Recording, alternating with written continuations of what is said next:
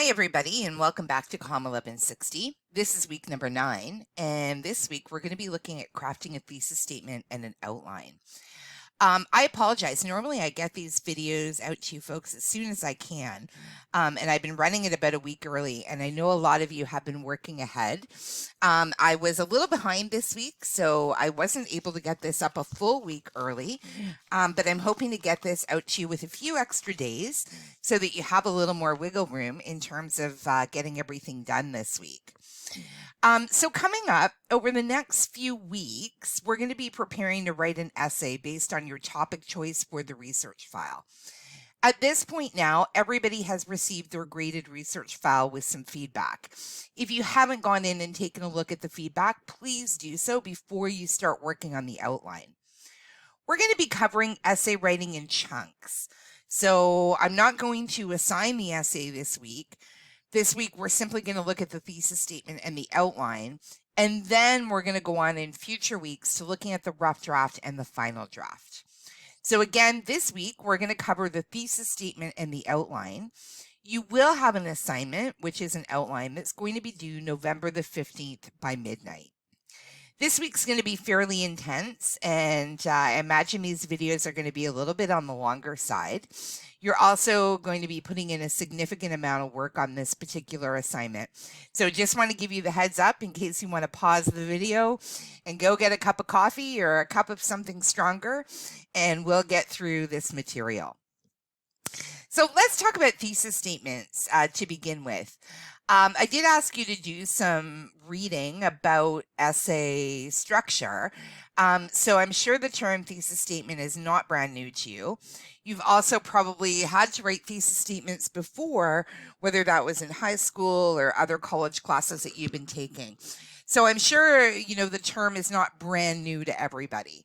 But it's really important that we talk about it because thesis statements are truly the heart of your paper.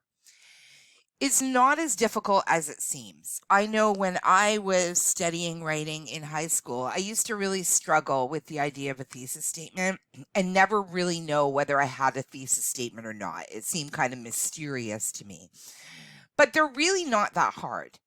Thesis statements are literally a statement of what you're going to show or prove in an essay. Think of it as defining the purpose of your essay. It's used in an essay introduction, and we'll talk as we start talking about drafting about the actual structure of an essay. But basically, think of it as the introduction to your reader about what it is that you're going to be covering over the body of a paper. A thesis statement, because it is the heart of your paper, should always be your first step when you're writing. It really helps guide you and helps you to focus.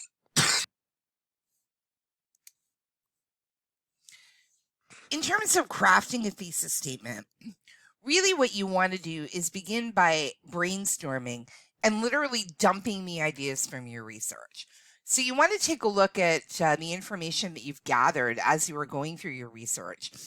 And the way I do it and the way that I'm going to show you is to literally do a brain dump. So you've gone through all of this research, you've read all of this material.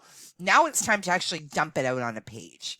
And here's the process that I use. I tend to be a fairly visual person. So I like to visualize on paper. So normally I do this process just on a scrap piece of paper. I'm going to try to do it on the screen. So let's imagine that, I've done some research on the flu. Okay, so there's my topic. Bad drawing here, I know, but bear with me. What I'm going to do then is I'm going to look through my research and I'm going to identify, let's say that I'm focusing on symptoms, all of the symptoms of the flu that are mentioned. So we've all probably had the flu. We're all probably really familiar with the symptoms of the flu. I'm just going to start writing some of them down. So let's say in my research, I find out that headache is one of the common symptoms. And let's say eye pain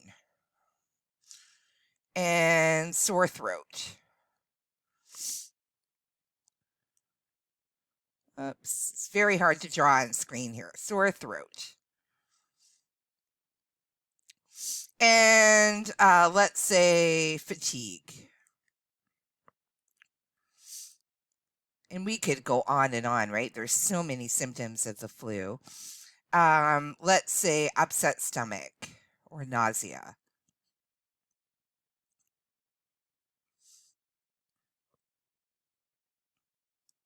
And carrying on here with more symptoms, let's say, whoops, oh, there we go. Some difficulties, technical difficulties.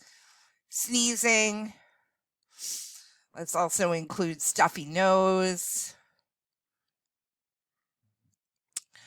Everybody's favorite, diarrhea. What else do people have? Vomiting. Let's not forget fever, coughing, another classic symptom. Sometimes people feel depression.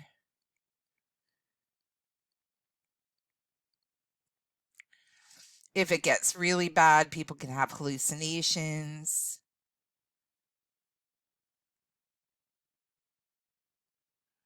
Let's say ear pain, earache.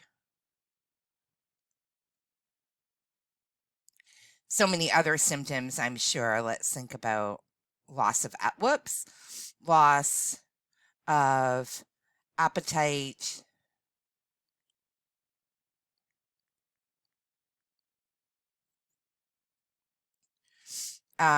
We could even talk about trying to think here about experiences I've had with the flu.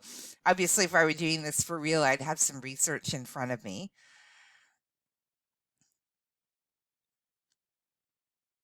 Let's go back and include, whoops, again, technical difficulties, dry eyes. And I think we probably have enough right now. I'm sure if we were doing this for real, we could come up with, a lot of other symptoms.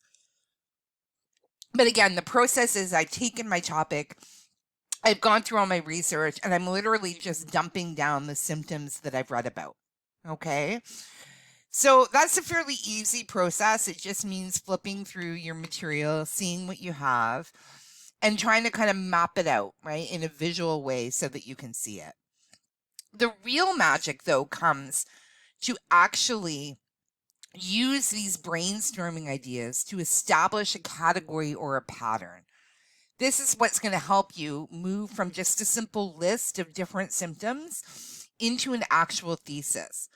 So I'm going to look for ways to group information across the different pieces of research or the different ideas that I've come out with. So I'm going to go back to my example here and let's take a look at the flu.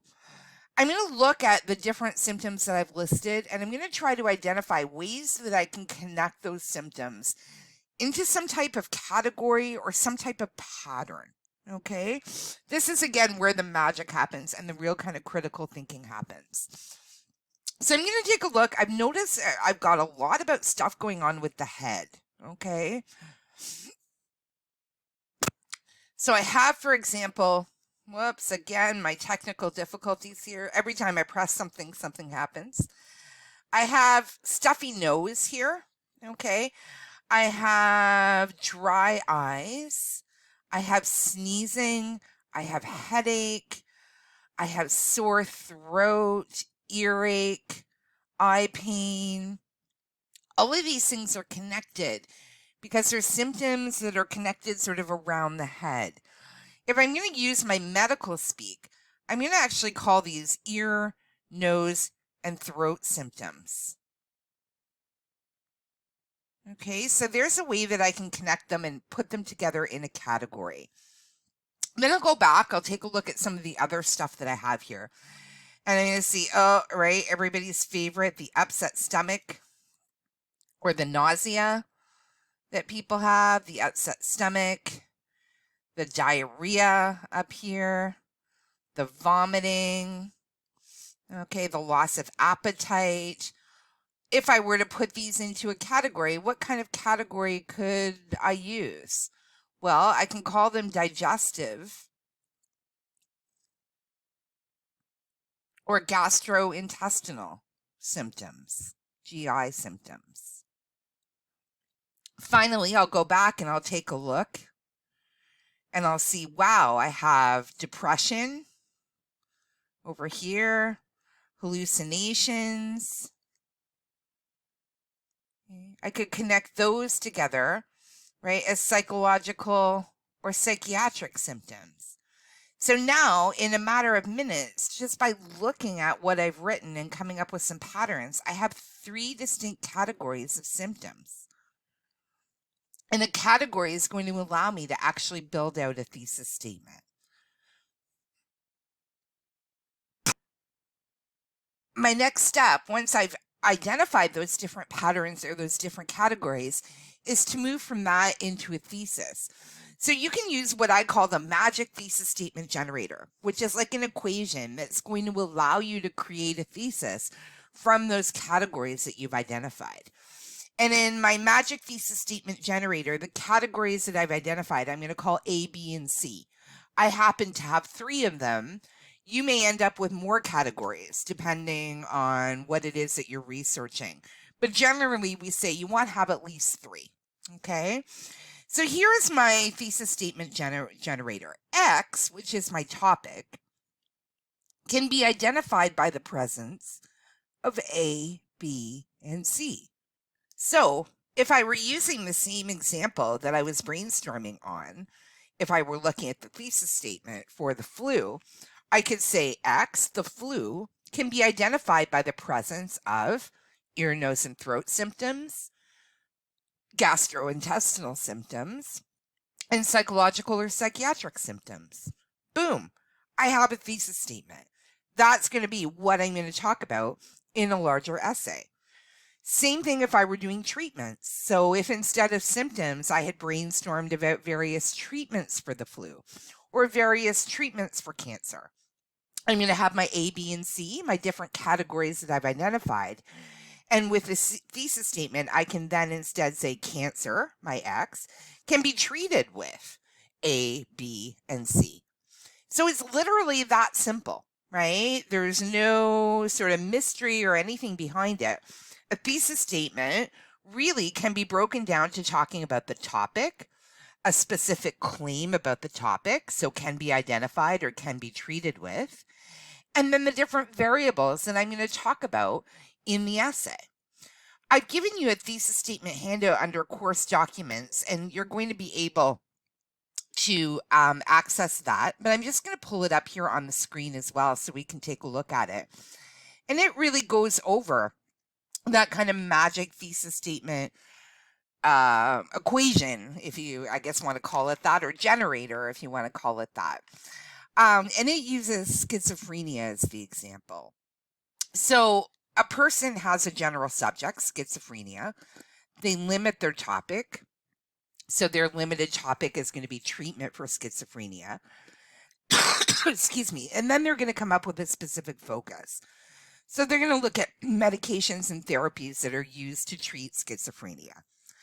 They then go through a process where they identify the different variables, okay, or the different categories. And the categories that they've come up with are psychotherapy, self-care, and antipsychotic medications. To state the thesis, right, again, we're going to go over the X, the topic, the specific claim about the topic. Think of that as the Y, if you want to think about it in math terms. And then the A, B, and C, okay, the variables. String it all together in a sentence, and then you have a thesis statement. So in this particular example, we could say schizophrenia can be managed with specific drugs and therapies with a combination of A, psychotherapy, B, self-care, and C, antipsychotic medications. The specific claim that you make, okay, can be worded any way. So if you're working on treatments, you can say can be managed with, can be treated by, can be dealt with using, any of those kind of expressions. You're the writer. You can choose how to phrase it.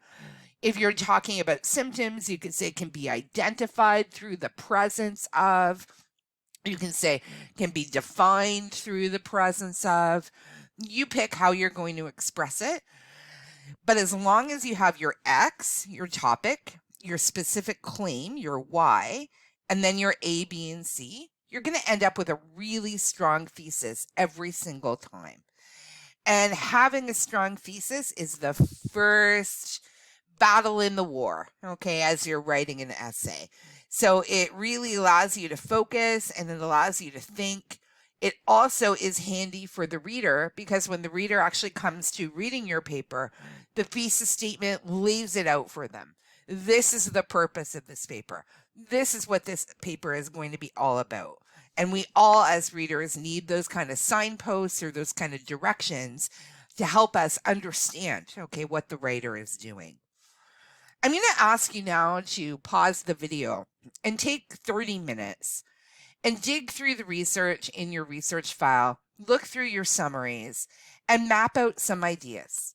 Okay? If you like to do it visually, you can do it on a scrap piece of paper, just sort of the way that I did it.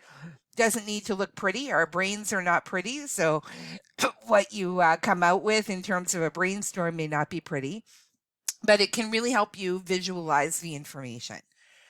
Then look at that information critically and find those patterns or those categories. Remember, to make a full-size essay, you want to find at least 3 there. Okay, I would say you don't want to find more than 5 because then you're going to end up with something really unmanageable. But somewhere between 3 and 5, okay? Find those patterns or those categories and then sit down and draft a basic thesis statement. Remember that you can change it later. There's no pressure. You're not locked into anything. It's simply coming up with a working thesis statement that's going to identify the purpose of a paper that you're going to end up writing on the symptoms or the treatments for your specific condition. Try to have fun with it. Okay, I always find when I'm doing my brainstorming, if I use highlighters or funky colored pens or something like that, it makes the process a little more entertaining. It can also, again, like I said, make it more visual. So if you tend to be a visual learner, using different colors can help you make some connections. Try to enjoy the process. When we come back in our next video, we're going to talk about outlining. So you want to have a thesis statement, a working thesis statement crafted so that you can move on to this next step.